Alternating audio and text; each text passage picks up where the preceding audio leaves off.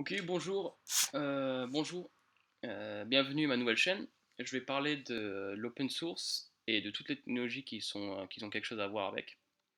Aujourd'hui, je pensais parler de Tox. C'est donc du coup un système de VoIP, c'est une alternative à Skype. Il y a certains avantages avec Tox, certains avantages avec Skype, donc je vais faire un peu une comparaison, histoire de vous expliquer un peu les différences. Donc Tox, c'est un système qui est open source. Donc, vous passez pas par Microsoft, ça c'est pas mal. Ça utilise l'encryption, c'est un avantage qui est considérable, surtout en ce moment avec la NSA et tout ça, là.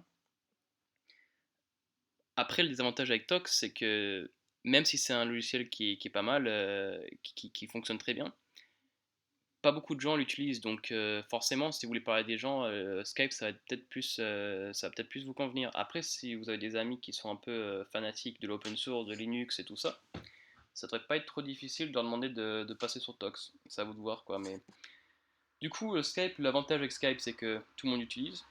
Et le désavantage, c'est que c'est propriétaire et il y a de grandes chances que. Je sais pas trop si c'est encrypté ou pas les conversations, mais de toute manière, si c'est encrypté, il y a de grandes chances que Microsoft ait les clés pour le désencrypter. Donc c'est un peu une encryption qui sert à rien. Voilà. Donc je vais vous montrer vite fait à quoi ça ressemble le logiciel Tox. Je vais pas vous montrer comment le télécharger parce que ça, je pense que vous savez faire. Donc voilà.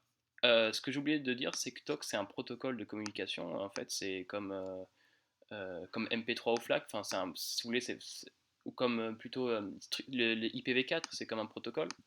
Et après, sur ce protocole-là, il y a des clients. Et donc, il y a différents types de clients qu'on peut télécharger pour Mac, PC, donc Mac, Windows, Linux, Android. Et donc là, le client que j'ai aujourd'hui, là, c'est Utox. Donc, c'est un des meilleurs clients, tout simplement parce qu'il permet de faire presque tout ce que Skype permet de faire. Les appels téléphoniques, le partage de vidéos, même si c'est pas encore au top, ça se rapproche et c'est franchement pas mal. Après, comme vous pouvez le voir, là, c'est une alpha. Donc, ça, c'est peut-être pas un désavantage, mais il faut s'attendre à ce que ça soit pas aussi stable que Skype.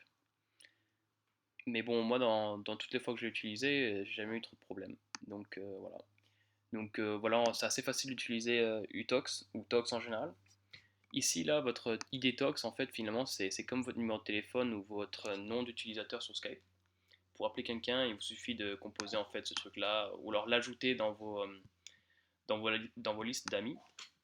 Et puis après, ce bouton vert, voilà, il va vous indiquer si vos amis sont online ou pas. Et voilà. Donc voilà, le principe, c'est un peu comme d'habitude, on a l'habitude, hein, c'est comme Facebook, comme Skype, c'est une interface qui est vraiment pas compliquée à comprendre. Donc voilà, pour ajouter un ami, là vous mettez le Tox ID, donc son numéro de téléphone, quoi. Et là, un message pour qu'il vous reconnaisse, quoi. Donc voilà, c'est assez simple. Après, il y a des. Moi, ce que je vous conseille, si vous le téléchargez, vous le testez, jouez un peu avec le filtre audio parce que parfois, le son est pas terrible quand il est sur on. Donc parfois, il faut mettre sur off et le son il devient mieux. Après, niveau. Je sais pas si je l'ai déjà dit, mais la vidéo, elle est pas terrible non plus. Mais pour tout ce qui est texte et son, ça marche super bien. Ah, j'ai oublié aussi de dire, un des avantages avec Utox par rapport à Skype, c'est que comme il n'y a pas de serveur principal, enfin comme il n'y a pas de serveur, c'est tout du peer-to-peer. Si vous écrivez un message à un ami et que lui il n'est pas connecté, bah, il y a de grandes chances qu'il ne va pas le voir parce que en gros ça va juste l'envoyer sur son client, mais comme il ne sera pas connecté et qu'il n'y a pas de serveur qui enregistre les communications, bah, il ne va jamais le voir. Donc en gros, quand vous parlez à un ami, il faut qu'il soit online. S'il n'est pas online, il ne va pas recevoir ce que vous avez envoyé. Mais bon, moi, ça me pose pas de problème, quoi. Donc, c'est à vous de voir aussi, quoi. Euh, ah oui, on peut faire des groupes chat, bien évidemment, hein, comme sur toutes les autres plateformes, il n'y a pas de souci. Voilà, bah du coup c'est Utox, ça, j'espère que vous allez tester ça, télécharge-le, jouez avec, et puis dites-moi ce que vous en pensez dans les commentaires. Voilà.